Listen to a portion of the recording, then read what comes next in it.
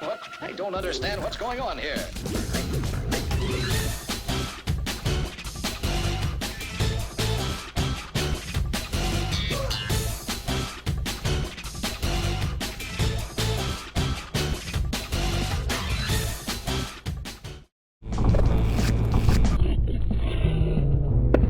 Thief, Hitman, and Deus Ex all rolled into two killer thighs. This is Gutterworld, one of the latest indie games among the sea of Steam releases that caught my eye. And no, it's not just because of what you might think, although that helps. The game is an imsim for short, immersive sim. If you don't know what that is, an immersive sim is a kind of game that has an objective, and you have the tools and the creativity at your disposal to basically achieve it your way. And Gutterworld excellently captures this idea. I've been following the game for a while, and once I saw the $10 price tag, I was in. So far, and I beg the dev for more, there is one major mission and 3 shorter ones. I'm not sure what's going on here, dude, but you mind if I just... Oh god. And honestly, you might find it best to start with the 3 smaller ones. But let's follow my and probably your first instincts and hop right into the major contract, the first mission.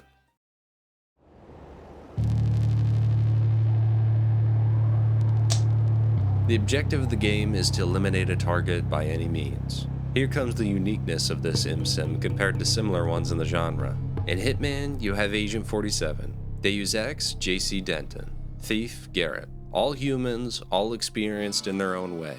But with Gutterworld, you play as Fennel, an incredibly weak, small, and wicked bug lady thing. Stealth is the safest option until you get better at the game. Also, to get the currency and unlockables for clothing, that's how you'll be playing for a while. Fennel is deadly though if someone is caught off guard. You'll be using your tail like a whip to pick up things, climb, and put your enemies into a weakened state. You do get weapons and guns off fallen enemies, or in other secret rooms. The first and major level here is the apartment complex. Going in the front door is... well...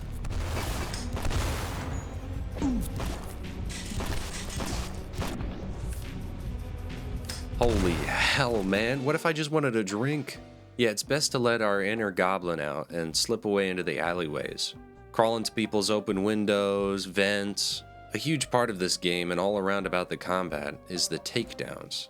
Some incredibly unique and well-animated kills that have you popping spines and dislocating arms. It feels good every time. There's a ton of variation, and no two are exactly the same in my opinion.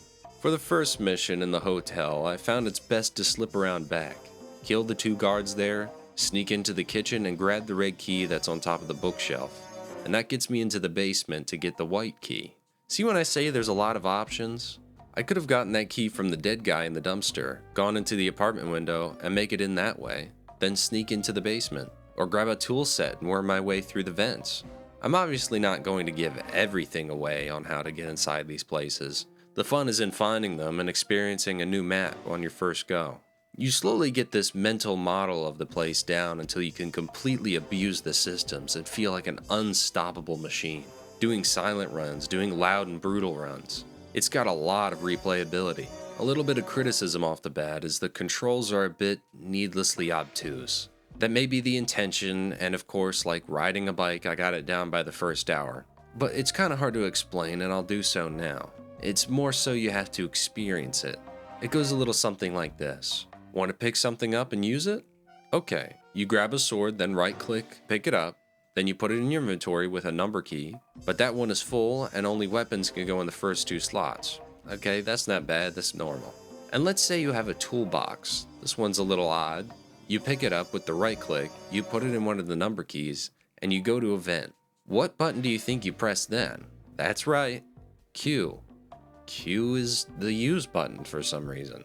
You have to feel it to understand, I guess. It's not that big of a deal, especially when the game is this good. The power plant is some of the best parts of the game. After snagging the key from the top of the apartment building, this section understands you probably got the basics down by now. A lot of movement in here is with your tail, and the enemies are placed in very specific locations, making it difficult. Into this one crate, there's a fake out where this guy runs out immediately, almost blowing your cover. It's pretty cool.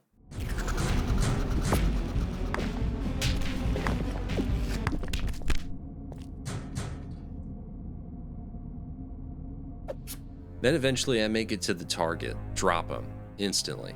I wonder what that means.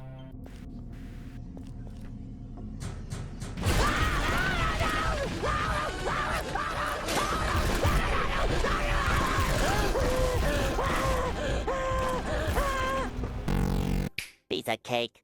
So apparently goat snipers come out to try and stop you. And by the way, this game has no mid-level saves. So I could have gotten fried right at the end and had to start over.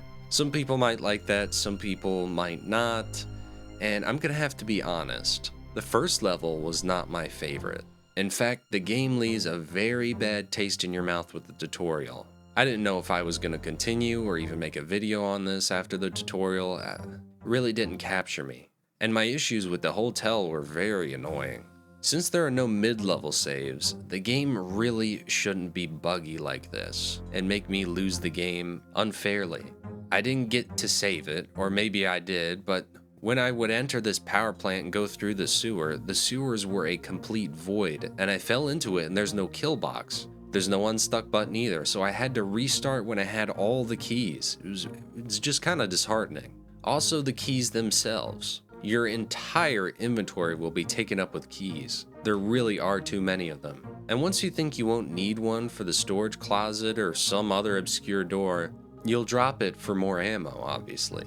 And that key will be needed way later, and you'll have to go back to where you threw it. And when I did, it vanished. I vividly remember putting the keys down in places and coming back and they were gone. Maybe I threw it too hard or something, I'm not sure. So the run is dead just like that, which can be kind of upsetting.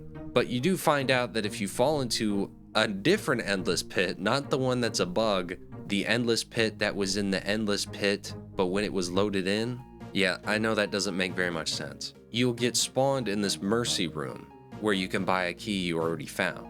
So at least there is an option like that. Still though, I didn't know that at the start, and you have to have a key to get the boss. You can't go keyless on a run using a deeply challenging route or something. You will always have to have a key. So it does kind of funnel in at a point. Moreover though, despite this, the next 3 levels are nearly perfect and a million times better than the first mission.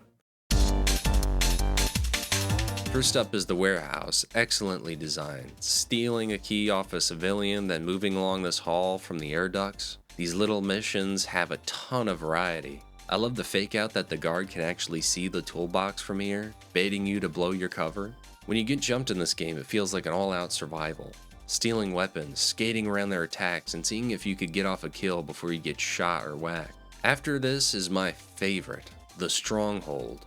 It's a completely open castle with a ton more freedom than the big level, also a bunch harder. It's the first one I got all 3 medals on, and if you're struggling, I recommend taking the side and then going all the way to the back for the tunnel. Absolutely perfect mission that encapsulates the best parts of this game. The atmosphere too is a little uncanny and settling with the PS2 and PS1 like voids. Also, a sensation with the final level. Chugmart, a biker hangout and packed with people. It's great, man. A fun evening of a time. Notice I said an evening. It took me only 4 hours to beat this game. All I really gotta say is, man, give me more levels. I need more levels. This game rocks. I'll probably 100% it, although going back to that first apartment level is, I'm not looking forward to it. It's fun, and that's well worth the $10 for something like this. For once, it's an indie game that is not a roguelike, it's actually an original idea. So if you want to try it, I do recommend it. And the dev needs to make more levels, and they deserve more attention for this game.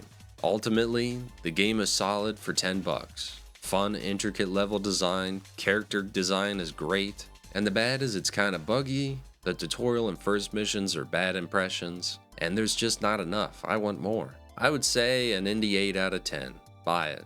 Buy it now so the dev is forced to make more levels. And more outfits too. Well, anyway, I know this was a bit shorter of a video, but I'm sure I'll have something else out for you soon. I know I said recommend me some older obscure game in the spirit of giving, and I'll make a video on it probably. I'll have to choose from your suggestions. Anyway, have a great, wonderful day, and enjoy the snow. I'll see ya.